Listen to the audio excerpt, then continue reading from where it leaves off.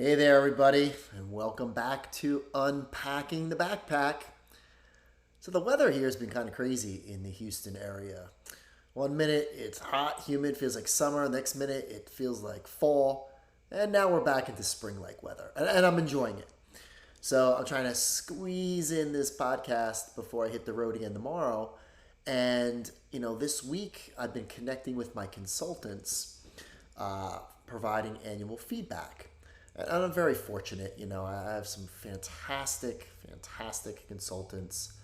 One of my projects, Nikki Slaw, who's a principal in Utah, and Vanola Mason, who I've known for years, have been doing some great work. And the conversations and feedback kind of gave me an idea on what to talk about on this podcast, and that's trust. I trust Nikki and Vanola unequivocally, and I can put them into virtually any project and not have to worry about it. And it's also great that they're open to feedback. So, on this episode, I kind of want to dive into the 7 elements that build and sustain trust. So, I got the idea oh my goodness, I think I got my blogging hat on. I got the idea to talk about trust, and it makes me think about, my career as a leader. When I began the journey to become a school administrator many, many, many years ago, I took the typical courses that were required. And we all know about these courses. They were the ones focused on topics such as school law, instructional leadership, change management, finance, curriculum development, and many others. While I felt adequately prepared when I finally became a building leader, I quickly realized how valuable the on-the-job training was to my growth. Truth be told, no book or course can replace authentic experience. And I think we all believe in that. Leadership is hard, everybody. Initiating and sustaining change is even harder. And I kind of go back to, some past writings. And, a few years ago, I kind of wrote about how it's really difficult to adequately prepare any leader for the challenges they will face, as well as the decisions that have to be made. There are so many unique variables that just cannot be taught. It's tough work, knowing that difficult decisions will have to be made at times, including letting staff go. Making decisions at a time of crisis is also a topic that is regularly explored in leadership courses. The solutions addressed always sound great in theory, but their application typically isn't very practical. Talking the talk has to be accompanied by walking the walk. That's the hard part. It's relatively easy for people to tell others what they should do. However, true leaders go through the challenging work of showing how it can be done. Accomplishments and success are earned through actions that are taken that result in evidence of improvement. Leaders know that is not the work of one person that moves an organization in a positive direction, but rather the collective efforts of all. Knowing the inherent difficulties in leading, it is critical to developing an understanding of what can stymie or ensure success. Relationships are of utmost importance, but these do not materialize out of thin air. This is why trust is a leader's best friend. As I work as a leadership coach in schools, the topic of trust comes up all the time. And as I grow, what I kind of identified are 7 elements that are critical in building and sustaining trust. These elements are empathy, delegation, consensus, transparency, autonomy, feedback, and communication. So let's take a few minutes and really dive into the 7 elements that build and sustain trust. Number 1 is empathy. You can't put a price tag on empathy, everybody. It's putting ourselves in the shoes and looking through the eyes of the people that we are supporting and serving. Empathy through kindness, compassion, and gratitude is fundamental to creating powerful relationships. Whether it's a simple thank you, consoling a staff member, or handwritten notes of appreciation, using a consistent empathetic lens pays dividends 10 times over. And one of the easiest yet most difficult ways to be empathetic is to truly listen. Listen and react in a way that demonstrates understanding. So, as a leader, as an educator, think about how well you use empathy to build trust. Number 2, delegation. We all know the saying, everybody, there's no I in team. Delegation builds capacity by empowering others to take a leadership role. If a leader tries to do everything by themselves, the result can lead to mistrust. Look for opportunities to develop leadership potential in your people. And here's the thing about delegation, everybody. It's not dumping on. It's not, oh, you know what, I don't want to do this, so I'm going to make this person do it. Delegation is important whether you're a district building leader or whether you're a teacher working in a team. Together we achieve more. And the whole idea, going back to actions change things. The act of delegation is to build that capacity so that everyone has an equitable stake in the change or whatever you're trying to accomplish. Number 3, consensus. Consensus values the input of others when implementing large-scale initiatives. When warranted, you can use a committee approach or create a district or school-based leadership team that contains a wide range of staff to garner input.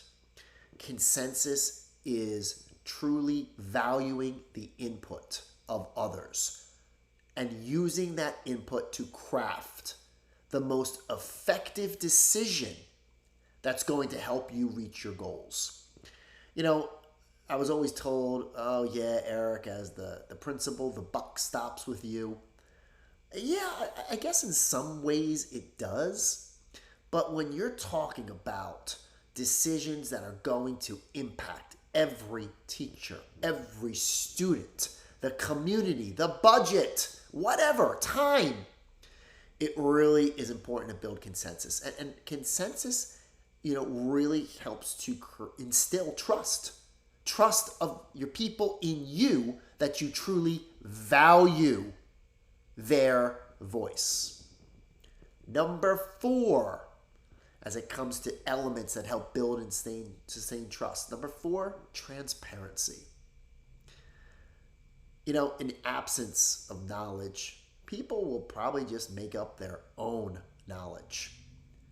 Transparency validates major decisions. And there's no better way to be transparent than using research and data that go into the decision that you are going to make. When there is clarity as to why decisions are made, the seeds of trust begin to take root. Transparency infers personal accountability by a leader if things don't work out, as a unilateral decision will be made when needed. So, as we think about transparency and we think about what that means, is don't let people guess, assume, or develop perception as to what you're trying to accomplish. Be proactive instead of reactive. Get things out there. Go back to, if you're a fan of Simon Sinek's Golden Circle, transparency is about helping people understand the why, the how, and the what. Why is this decision being made? How will it help students and staff? And what are the tangible outcomes, both qualitative and quantitative? Number 5, autonomy. I might be a little biased in terms of this element in the list. Autonomy creates a culture that promotes the freedom to take risks and fail forward. In my book, Disruptive Thinking, I highlighted how autonomy helps educators move beyond their fears, which leads to a pursuit of innovative practices. Additionally, influential leaders know when to get out of the way of their staff and let them flourish. When I read Drive by Dan Pink, he talks about mastery, autonomy, and purpose. And if we really want people to own change, own, the outcomes that we are looking to instill, we have to be willing to take the shackles off. And it's hard to build trust without autonomy. And, going back to Nikki and Vanola, my coaches, I give them the autonomy on how they want to write their reports, what they're going to put into it, how they're going to actually coach the leaders that we are working with. And, that autonomy allows them to really leverage their strengths and their points of view that I might not have. So I talked in a previous podcast how I gave my teachers autonomy as a principal to learn. By cutting all their non-instructional duties in half, I freed up every single teacher 2 to 3 60-minute periods per week to learn, to follow their passions, because I wanted them to really control their growth trajectory. And I did put some accountability in place, but through portfolios, but they had the autonomy to create a portfolio any way they wanted to. So think about, as you lead or work with kids, how do you provide that autonomy? Number 6, feedback. Hey, I say this over and over again, everybody. Everybody says they want feedback, but are people open to feedback? Now, I like to be growth oriented and when it comes to my mindset, and I think and I believe most people want feedback. And feedback that builds trust is timely, specific, consistent, actionable, focuses on a dialogue that sets the stage for growth. I'd be willing to wager that we all believe trust develops when leaders are always looking for ways to help their staff improve or to avoid pitfalls. I will also go out on a limb and say formal evaluation observation processes do not build trust. They do not instill and initiate change. What does is feedback. It's the conversations. It's how we build those relationships. Great feedback is consider this, think about this, why don't you try this? And without feedback, it's really tough to not only grow, but people want to trust in you as the person who is facilitating the feedback, that A, that you care, that B, you know what you're talking about, C, that you will model. I mean, there's so many benefits of feedback. Finally, number 7, when it comes to elements that sustain and build trust, is communication. Communication, when done effectively, relies on getting the right information out at the right time using the right medium, while disseminating information consistently and with clarity is crucial. Nonverbal means such as listening and body language are just as, if not more, necessary.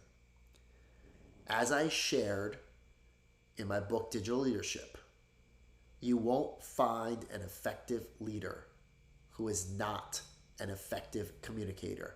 That goes for teacher leaders, building leaders, district leaders. Think about, Dan Pink also wrote a book on the power of persuasion.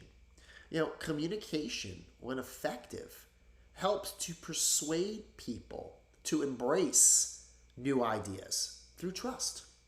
And the people that are not effective communicators, it does instill a sense of distrust. And I want you to think about people that you don't trust. Why don't you trust them? And we could probably make a direct connection to their inability to communicate effectively. So, as we recap these elements, 7 elements that build and sustain trust. Be empathetic. Delegate when necessary. Work towards consensus on large decisions. Be transparent. Provide autonomy. Always focus on providing your people feedback. And communicate effectively. All the elements above, my goodness, I'm thinking about a blog post now. All these elements that I discussed can help a leader build trust amongst staff, resulting in a positive school culture. While there's no single bullet, consider where there is an opportunity for growth and the actions that need to be taken to either build or strengthen relationships through trust. As I continue to tinker with this podcast and share my thoughts and my opinions, because that's what they are. And I'm not saying there aren't other elements to build and sustain trust. I'm saying these are some things that I identified that really resonate with me, that I see through my actions, but also things that I've gotten feedback on from the people that I support. But I want you, and this is, for me, I've had a real tough time trusting people. And I'm continuing to work on that. I feel like I gotta do everything myself. If I'm not doing it, something happens, oh my goodness. And that's something I still struggle with, everybody. And part of my podcast is to kind of lay bare some of the things that I feel I'm not good at or I need to do better. And trust is one of them. So I hope as you're listening to this podcast or any of the other episodes, the main point is to really get you to think about, why do you do things the way you do them? How might you do it better?